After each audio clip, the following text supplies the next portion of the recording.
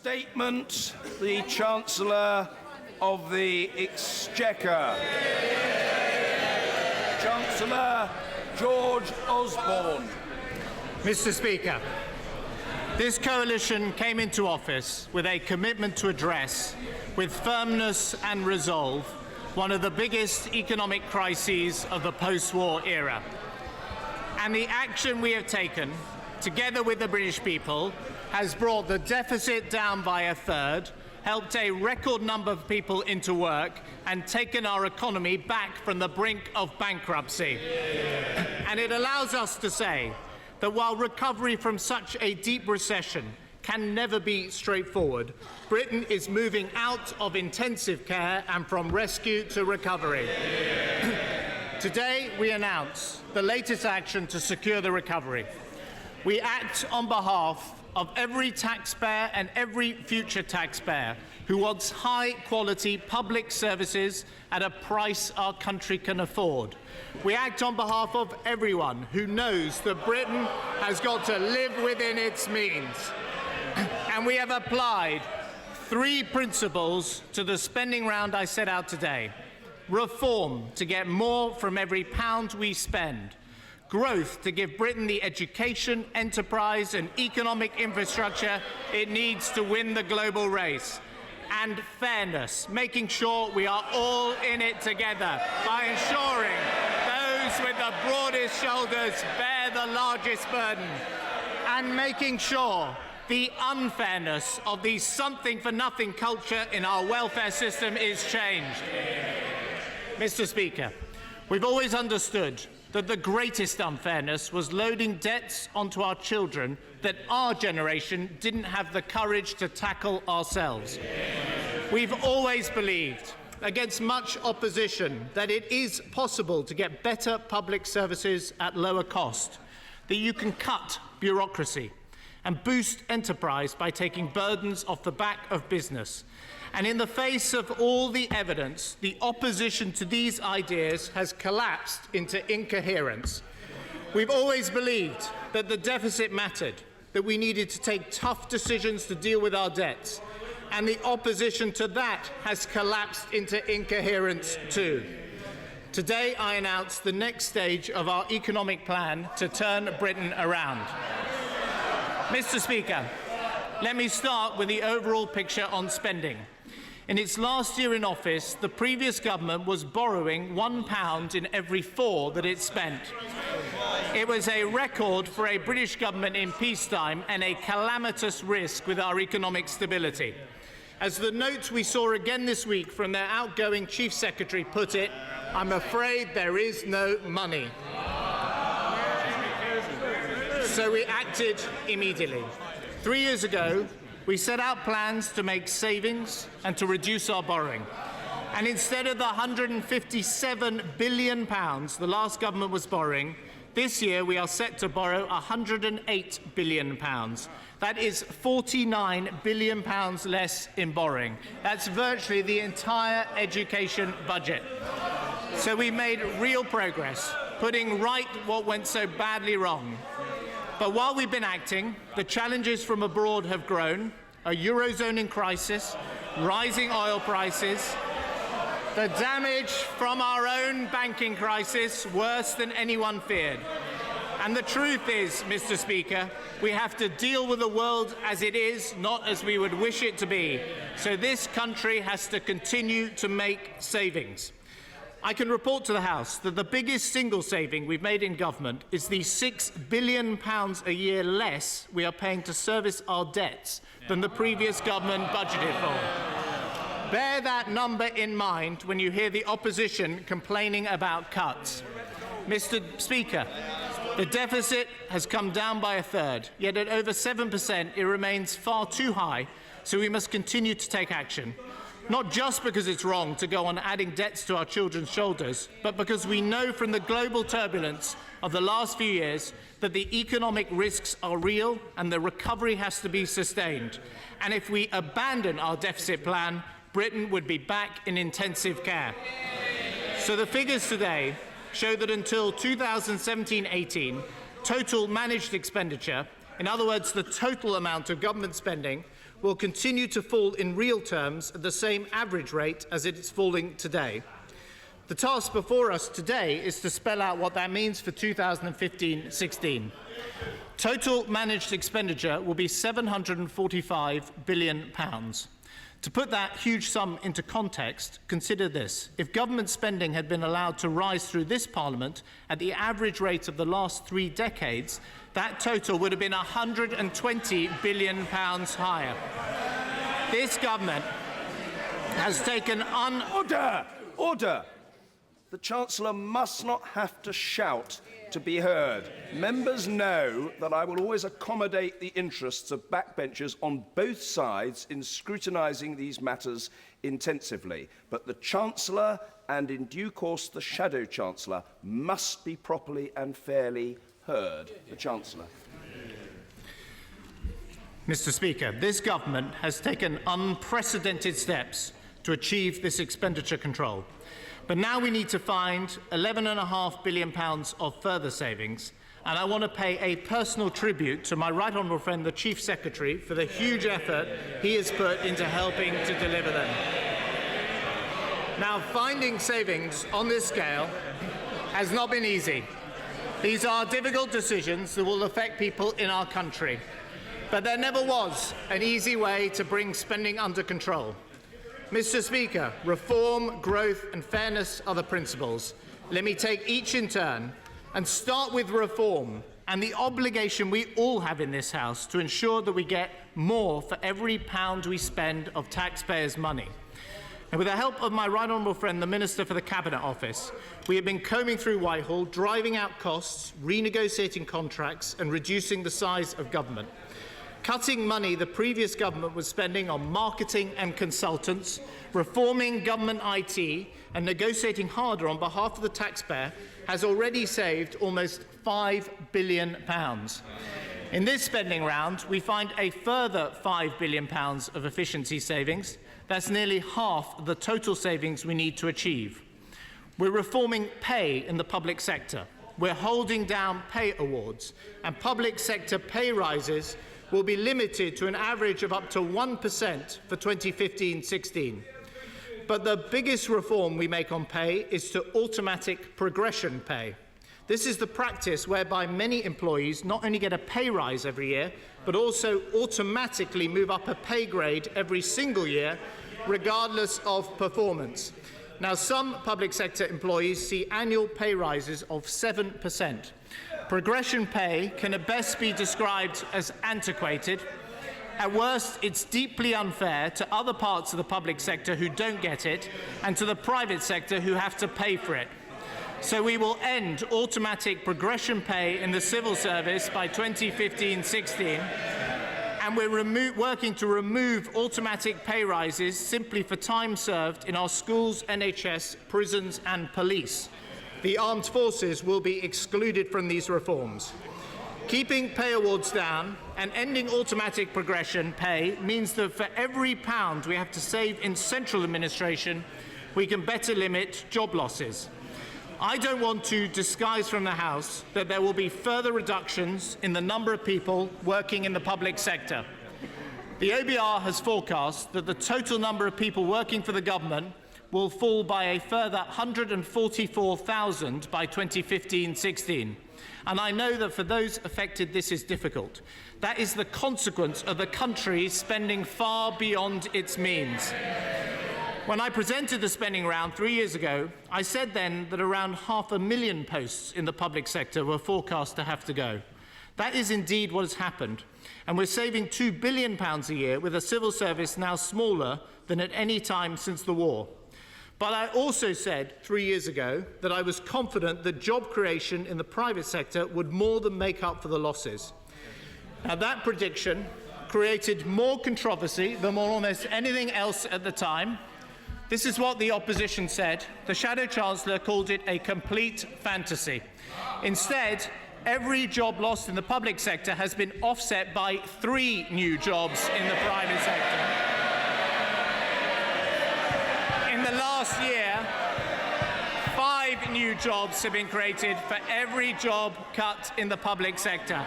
And the central argument of those who fought against our plan is completely demolished by the ingenuity, the enterprise and the ambition of Britain's businesses. And I pay tribute to the hard-working people of this country who proved their pessimism wrong. Now, Mr. Speaker, in this spending round, the Treasury will, as you would expect, lead by example. In the 2015-16, our resource budget will be reduced by 10%. The Cabinet Office will also see its resource budget reduced by 10%. But within that, we will continue to fund support for social action, including the National Citizen Service. 90,000 places will be available for young adults in the Citizen Service next year, rising to 150,000 by 2016. It's a fantastic programme that teaches young people about their responsibilities as well as their rights, and we are expanding it. Local government will have to make further savings too. My right honourable friend, the Community Secretary, has set an example to all his colleagues in reducing the size of his department by 60% and abolishing 12 quangos. He is the model of lean government. And he's agreed to a further 10% saving in his resource budget. But we're committing to over £3 billion of capital investment in affordable housing, and we'll extend the Troubled Families programme to reach 400,000 more vulnerable families who need extra support. We are proving that you can save money and create more progressive government, and that is the right priority. And here's another of the government's priorities: helping families with the cost of living. Because we know times are tough, we've helped to keep mortgage rates low, increase the personal allowance, cut fuel duty, and we've frozen the council tax. That council tax freeze is due to come to an end next April, and I don't want that to happen. So I can tell you today that because of the savings we've made, we can help families with their bills. We will fund councils to freeze council tax for the next 2 years. That's nearly £100 off the average council tax bill for families. That brings savings on these bills for families to £600 over this Parliament. And it demonstrates our commitment to all those who want to work hard and to get on. And there's one more thing that we can do to help with the cost of living in one part of the country. For years, members from the southwest of England have fought on behalf of their constituents who face exceptionally high water bills. Nothing was done until we came to office. Now we've cut those water bills by £50 a household every year until 2015.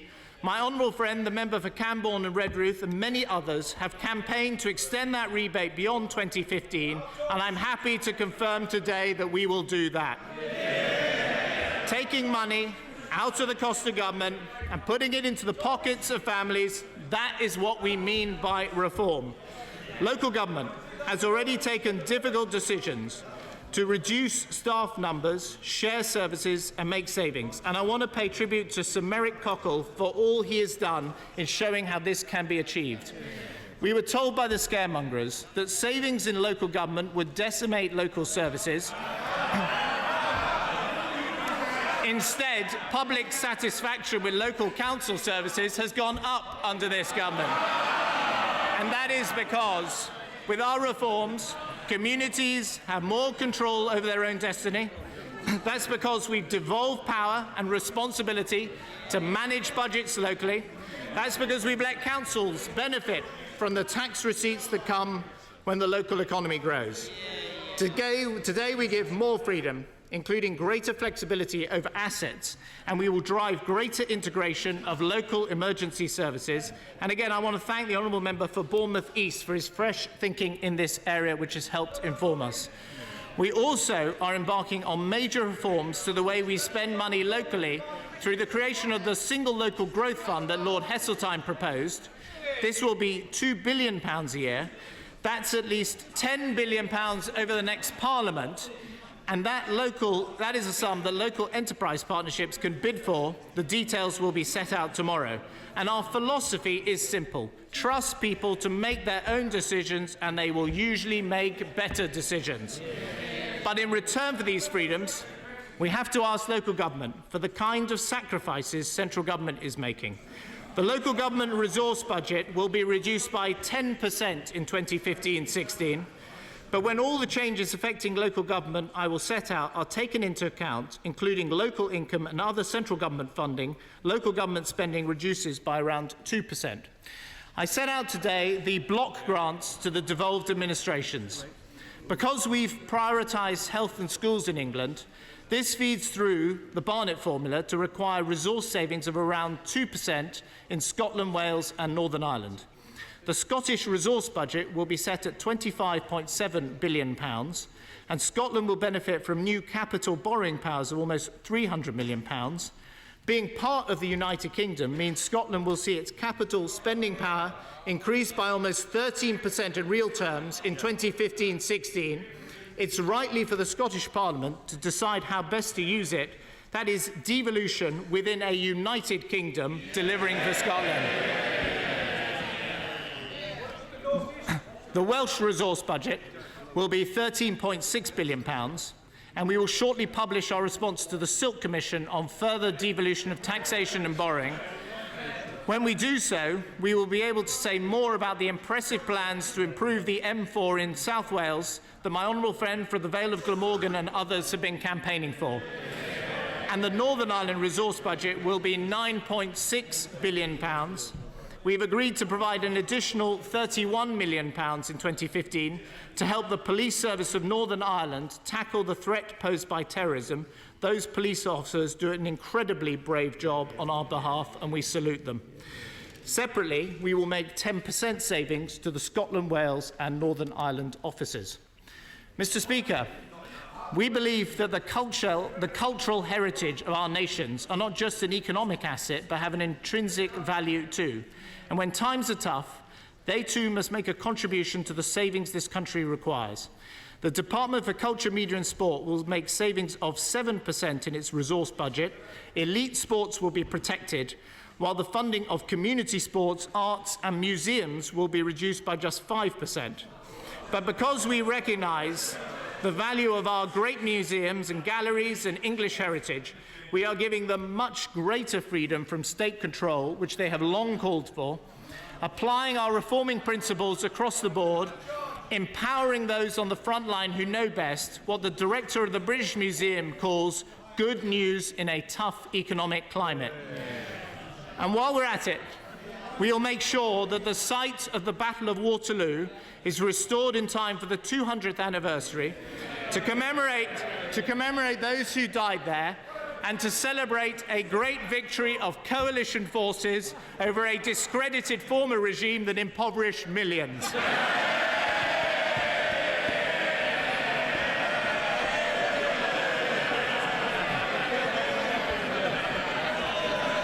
Mr. Speaker, we still have the finest armed forces in the world, and we intend to keep it that way. The first line of national defence is sound public finances and a balanced defence budget. My honourable friend, the Defence Secretary, is helping to deliver both. He and his predecessor, my honourable friend for North Somerset, have filled the £38 billion black hole they inherited in the finances of the Ministry of Defence. Now we continue to ensure we get maximum value for money from what will remain. At over 2% of our GDP, one of the largest defence budgets in the world. The defence resource budget will be maintained in cash terms at £24 billion. The equipment budget will be £14 billion and will grow by 1% in real terms thereafter. We will further reduce the civilian workforce and their allowances, renegotiate more of the hopeless PFI contracts signed in the last decade, and overhaul the way we buy equipment. But my right honourable friend, the Prime Minister, has rightly been clear throughout that he is not prepared to see a reduction in Britain's military capabilities. This spending round not only protects those capabilities, but enhances them with the latest technologies. We will not cut the number of soldiers, sailors or airmen. We need them to defend our country. We will give them the best kit to do that job. The new aircraft carriers, submarines, stealth fighters, destroyers, and state-of-the-art armoured vehicles. And we also make a major commitment to invest in cyber. This is the new frontier of defence and a priority for this government. We will look after the families who have lost their loved ones and those who have been injured protecting us long after the wars they fought in are over. We previously committed to fund the military covenant for 5 years. Today, I will commit to fund the Armed Forces Covenant permanently, and we will do this from the money we've collected from the LIBOR fines. Those who represented the very worst values will support those who represent the very best of British values. Our veterans will not be forgotten. The intelligence services are on the front line too. Silently and often heroically, these fellow citizens protect us and our way of life, and so we will protect them in return with a 3.4% increase in their combined resource budget. The Foreign Office is the public face of our diplomacy, and my right honourable friend, the member for Richmond, is quite simply the best Foreign Secretary we've had in a generation. He too has demonstrated how we can make our taxpayers' pound go further. While making savings in his budget, he has managed to expand our network of embassies in the emerging world and focus his diplomats on Britain's commercial interests. There will be further savings in that budget of 8% in 2015, but my right honourable friend is still committing to strengthen our embassy network in high-growth markets from Shanghai to Abuja. The Foreign Office protects our values abroad, and the Home Office protects our values here in Britain. Police reform is a model of what we can achieve across government.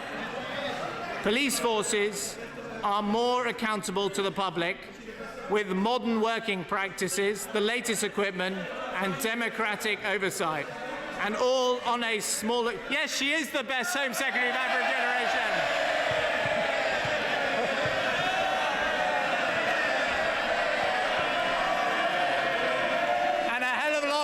The ones that went before. And what was the prediction from the benches opposite? They said crime would rise. And what has happened instead? Crime has fallen by more than 10%. Thanks to the hard work of the police officers up and down this country, crime is at its lowest level for 30 years. And what was the prediction we heard from the benches opposite about the borders? They said the cuts would mean we were not going to be able to control immigration. And what has happened instead? Net immigration down by more than a third. This Home Secretary is demonstrating that responsible budgets and reform can deliver better services for the public. In 2015, she will work with a resource budget of £9.9 billion, a saving of 6%. The police budget will be cut by less than that. There will be further savings in the Central Department. Police forces will be encouraged to share services, and some visa fees will go up. But protecting Britain from the terrorist threat remains a top priority, so I can confirm that the police counter-terrorism budget will not be cut at all. For the police to do their job, they need a criminal justice system that works a lot better. A case of common assault can take 240 days to pass through the courts, involves 5 separate sets of case papers, and is generated on 3 different computer systems. In some prisons, the cost of keeping a prisoner is £40,000 a year. In others, it's 1/3 of that. And the cost of legal aid per head is double the European average. My right honourable friend, the Lord Chancellor, is reforming all of these things, and by doing that, he'll make savings of 10% in his departmental budget. And he'll do that while offering for the first time probation services for those who have served short sentences to help end the revolving door of crime and reoffending. Mr. Speaker, it's an example of the reform we're bringing across government, and every step of the way, every penny saved, every programme reformed, every entitlement reduced, every difficult choice taken has been opposed by vested interests and those who got Britain into this mess in the first place. We will not let up. I will not let that happen. The reform will continue. Now, Mr. Speaker, government spending does not alone create sustainable growth. Enterprise does. And the job of the state is to provide the schools, the science, the transport links, and the reliable energy that enable business to grow. Britain was once the place where the future was invented, from the railway to the jet engine to the World Wide Web. We can be that country again, and today we set out how to get there. A huge amount of innovation and discovery still goes on, but successive governments of all colours have put short-term pressures over the long-term needs and refused to commit capital spending plans that match the horizons of a modern economy. Today we change that.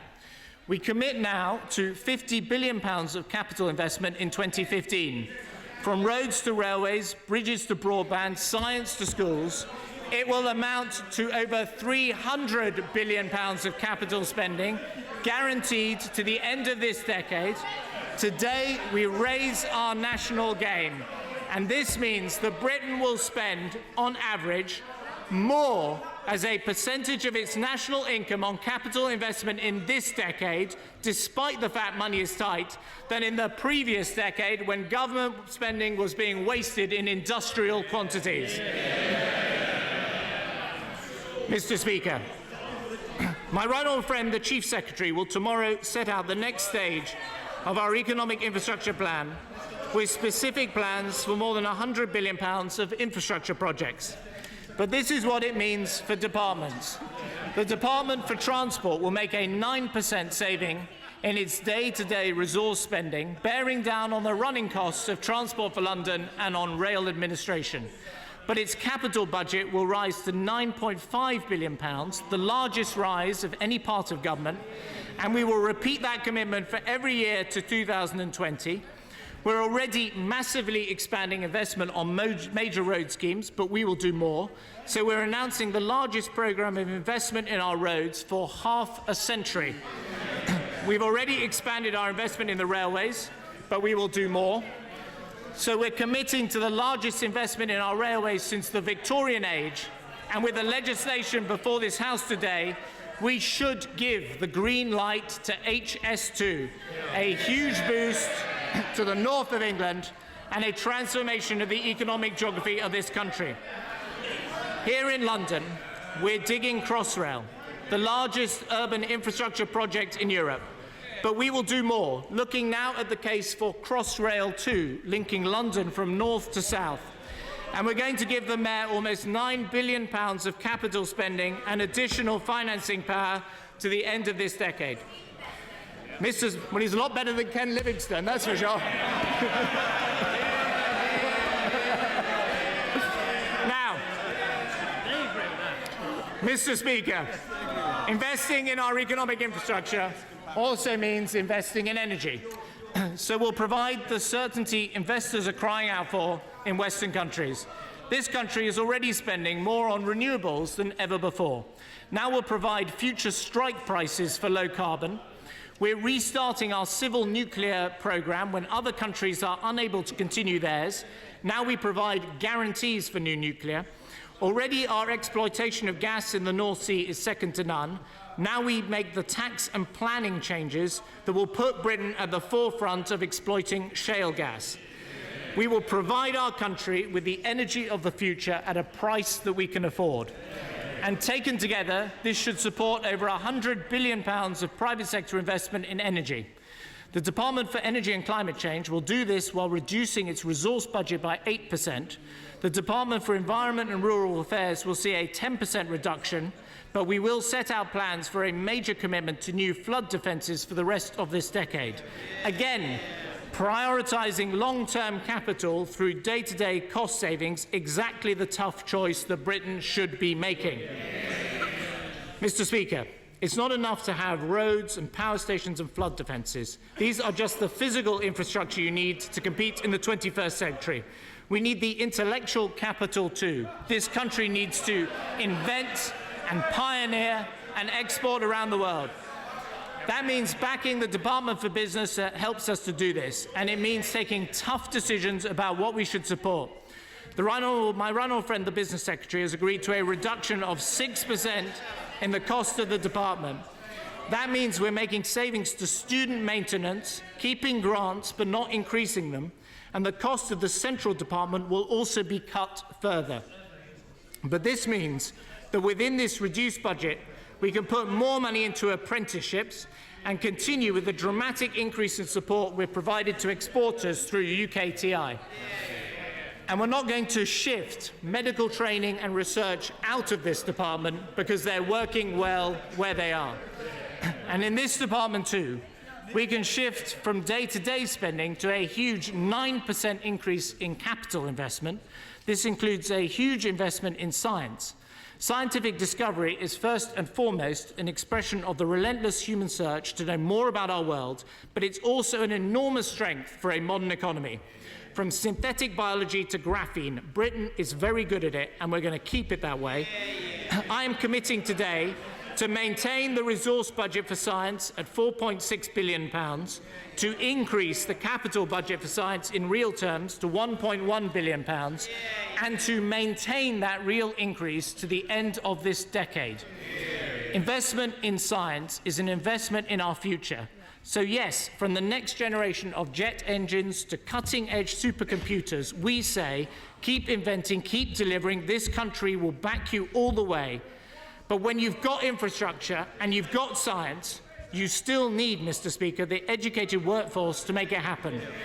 And because of our ongoing reforms to our universities, they are now better funded than before. Well, Mr. Speaker, people will remember that the reforms to higher education were bitterly contested in this House. We remember the scaremongering about fees, the claims that they would destroy social mobility, put off students from poorer communities applying, and what has happened since? The highest proportion of students from the most deprived neighbourhoods applying to universities ever. And we should all welcome that. But, Mr. Speaker, there's no greater long-term investment a country can make than in the education and skills of its children. Because of the tough decisions we've taken elsewhere, we've been able to invest in education and accelerate school reform. Now, when we took office, our country's education system was falling behind other parts of the world. Now, thanks to the brilliant programme of reform by my right honourable friend, the Education Secretary, and the Schools Minister, we are once again leading the way. So we've applied our reform principles here too, freeing schools and teachers to concentrate on teaching and turning the majority of secondary schools into academies. In this spending round, this momentum for reform will grow. So the Education Department's overall budget will increase to £53 billion, and school spending will be protected in real terms, fulfilling the pledge we made at the beginning of this Parliament for all of this Parliament. And we will transfer power and money from town halls and central bureaucracy to schools, so that more of this money for education is spent on education. So while grants to councils and spending on central agencies are reduced, the cash going to schools will go up. And I can announce today that school spending will be allocated in a fairer way than ever before. School funding across the country is not equally distributed. But distribution on a historical basis does not have a logical reason. The result is that some schools get much more than others in the same circumstances. It's unfair, and we are going to put it right. Mr. Speaker, many MPs from all sides of this House have campaigned for it. My honourable friend for Worcester has been a particular champion in this Parliament. Now the lowest funded local authorities in this country will at last receive an increase in their per-pupil funding as we introduce a national funding formula to ensure that no child in any part of our country is discriminated against. And we will consult on all the details so we get this historic reform right. The pupil premium we've introduced also makes sure we are fair to children from low-income backgrounds. It will be protected in real terms, so every poor child will have more cash spent on their future than ever before. The capital budget will be set at £4.6 billion in 2015-16, with over £21 billion of investment over the next Parliament. We'll tackle the backlog of maintenance in existing schools, and we'll invest in new school places. We'll fund 20 new studio schools, 20 new university technical colleges. Those are outstanding new vocational institutions. Mr. Speaker, free schools are giving parents the opportunity to aspire to a better education for their children. The opposition have said they want no more of these schools. We can't allow that attack on aspiration to happen. Instead, we must accelerate the programme and bring more hope to children. That is why I can announce that we will fund an unprecedented increase in the number of free schools. We will provide for 180 great new free schools in 2015-16. The schools budget protected, fairer funding across the nation, the pupil premium extended to more students than ever before, and a transformation in the free school programme. We will not make our children pay for the mistakes of the past. We will give them every chance for the future, because that is the single best investment that Britain can make. Mr. Speaker, our education settlement is also consistent with the third and final principle of this spending round: fairness. It's not possible to reduce a deficit of this size without asking all sections of the population to play their part. But those with the broadest shoulders should bear the greatest burden. And the Treasury distributional analysis shows that the top fifth of the population lose the most after this spending round. And the Independent Institute for Fiscal Studies are unequivocal that the richest 10% have paid the most. In every year of this Parliament, the rich will pay a greater proportion of income tax revenues than in any one of the 13 years under the last Labour government. So when it comes to Her Majesty's Revenue and Customs, despite the fact that this department will see a 5% reduction in its resource budget, we are committed to extra resources to tackle tax evasion. The result is that we expect to raise over £1 billion more in tax revenues from those who try and avoid to pay their fair share. Mr. Speaker, fairness also means refusing to balance the budget on the backs of the world's poorest. I know that not everyone believes we should fulfil our commitment to spend 0.7% of our national income on development, but I do. And I'm proud to support a government that is the first in our history to meet our pledge, and meet it not only this year, but next year and the year after. Of course, overseas development is about more than just the DFID budget, and we comply with internationally policed rules.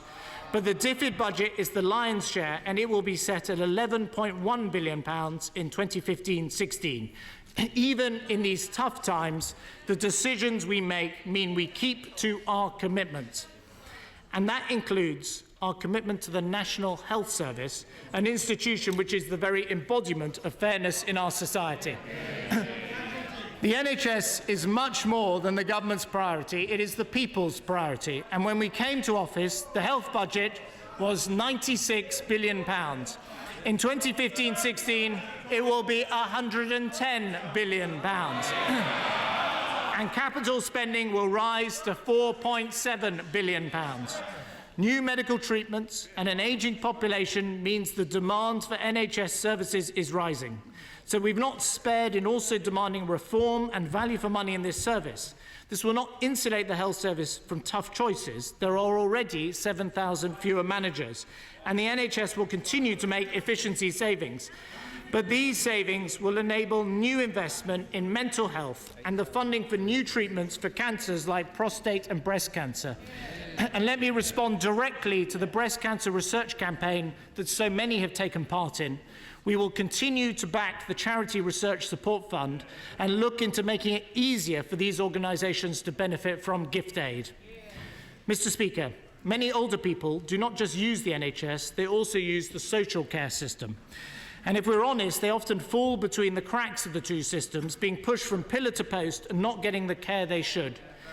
None of us here would want that for our parents or grandparents, and in a compassionate society, no one should endure it.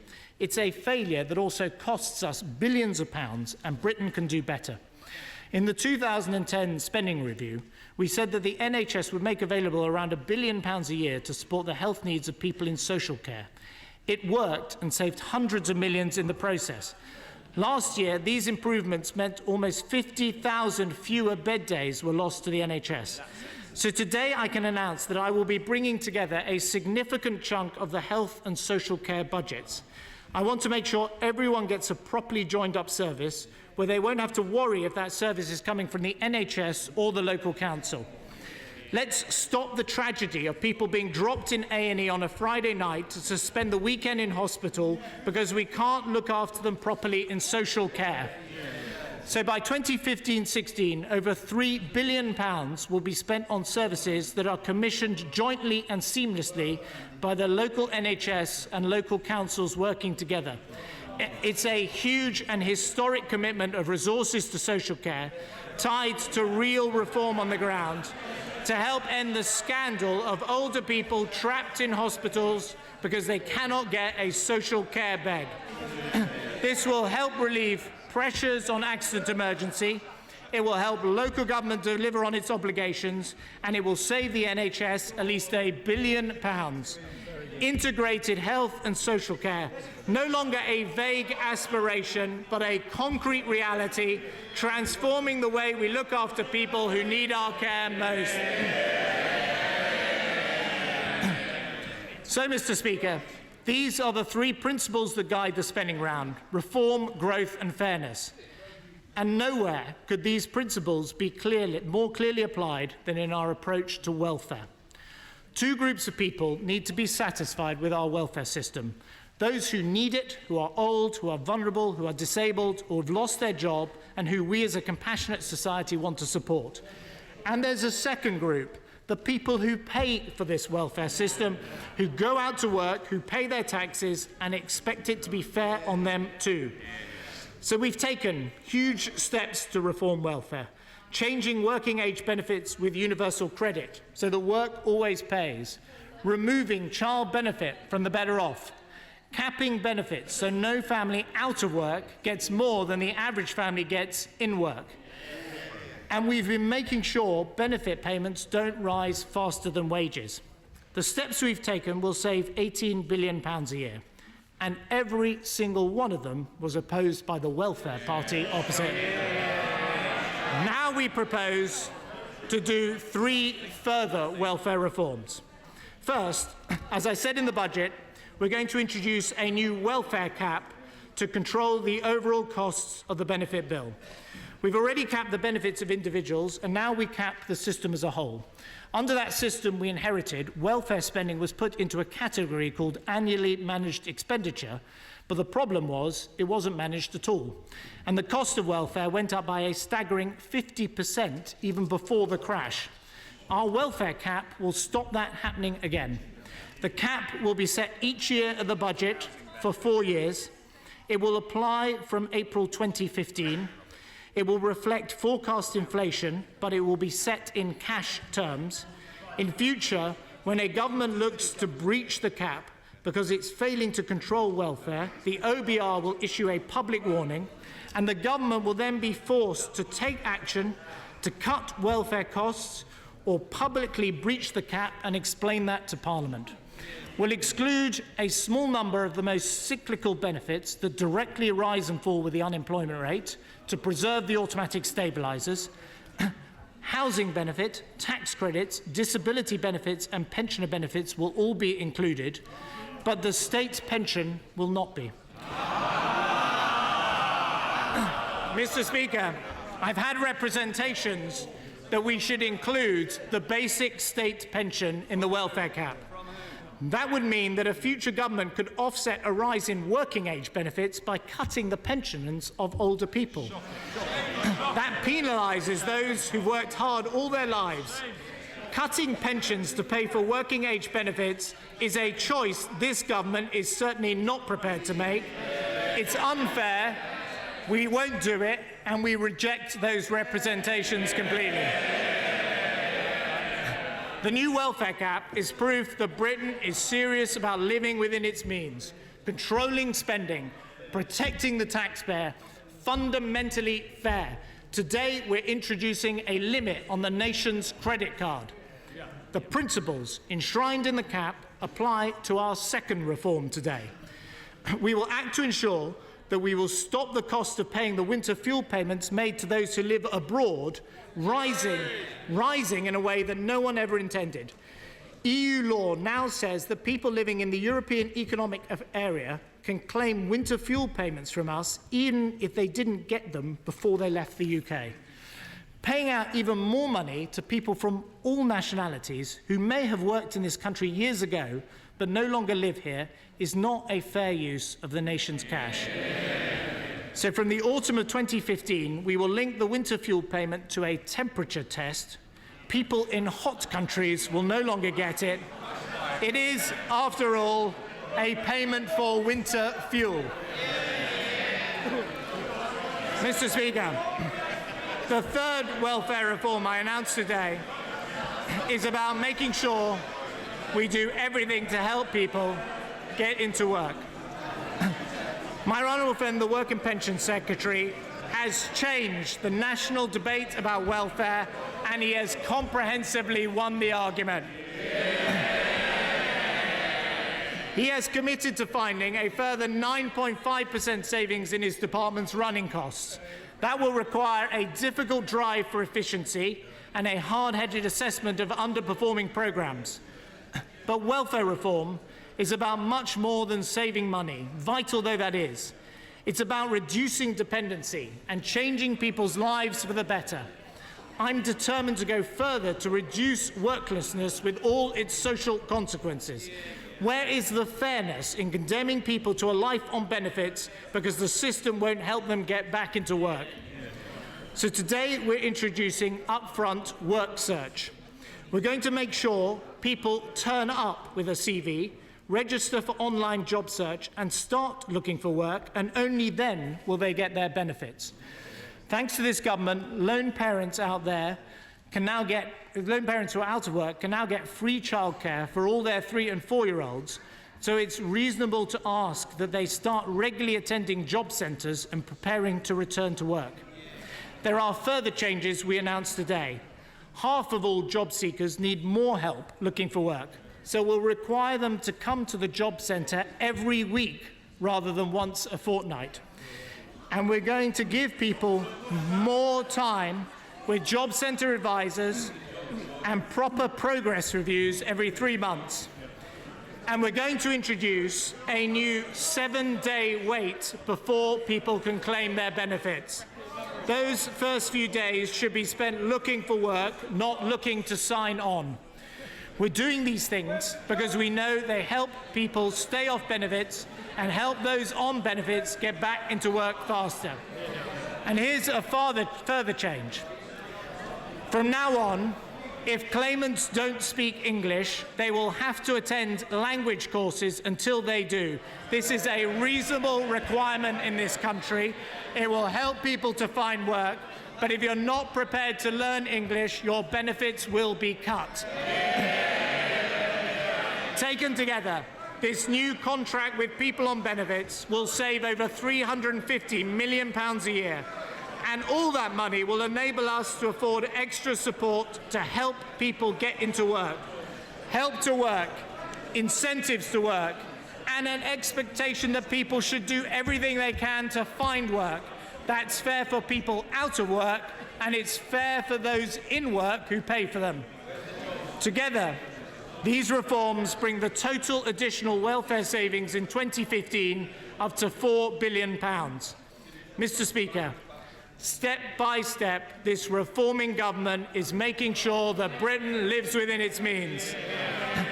The decisions we take today are not easy, and these are difficult times. But with this statement, we make more progress towards an economy that prospers, a state we can afford, a deficit coming down, and a Britain on the rise. And I commend this economic plan to the country.